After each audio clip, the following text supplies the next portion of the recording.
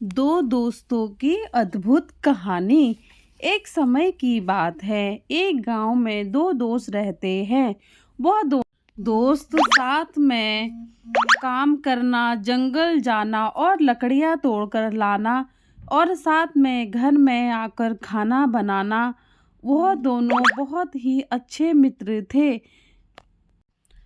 वह दोनों जंगल से घर की तरफ आ रहे थे तो दोनों यह बातें कर रहे थे कि हमारी भी किस्मत चमक जाती, जैसे किताबों और टीवी में देखते हैं कि वह रातों रात अमीर बन गया। लेकिन हमारी कहाँ ऐसी किस्मत। वह दोनों बात ही कर रहे थे तो उतने में उन्हें जमीन पर एक किताब गिरी हुई मिली। उसमें से एक दोस्त वह किताब उठाई और पढ़ने लग गया। उसने अपने दोस्त को बोला, सुनो राजू, यह तो किताब एक खजाने की ओर का इशारा कर रही है। उसका दोस्त बोला, पढ़ो और क्या लिखा हुआ है। बोला, इसमें कोई खजाना छुपा हुआ है।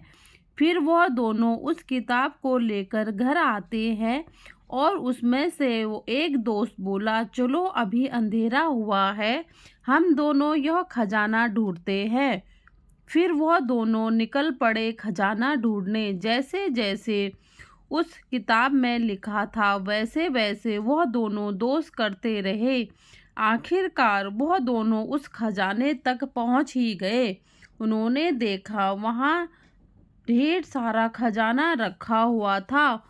उन दोनों दोस्त में से एक दोस्त को लालच आ गया। उसने अपने मित्र को बोला, भाई तुम यह ढेर सारा खजाना कैसे लेकर जाएंगे। तुम ऐसा करो, एक बैलगाड़ी का इंतजाम कर लो, तभी यह सारा खजाना हम ले पाएंगे।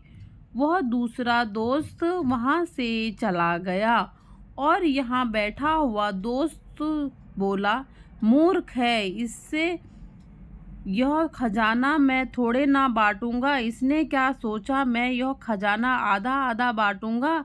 ऐसा नहीं हो सकता, यह सारा खजाना मेरा है, मैं इसे लेकर जाऊंगा। उसने अपनी धोती उतारी और सारा खजाने का एक पोटली बनाई और सारा खजाना उसमें रखा और वहां से जाने लगा तो उसने देखा वह गुफा का दरवाजा बंद हो गया था। उसने अपने दोस्त को आवाज लगाई, लेकिन कौन उसकी आवाज सुनता। वह रोने लगा और अपने दोस्त को याद करने लगा यह सब मेरे कर्मों का फल है। मैंने अपने दोस्त के साथ बुरा किया है, इसीलिए मेरे कर्मों का फल मुझे मिल गया, और रोने लगा। वहाँ उसका दोस्त बैलगाड़ी लेकर आता है तो वह गुफा वहाँ से गायब हो गई थी।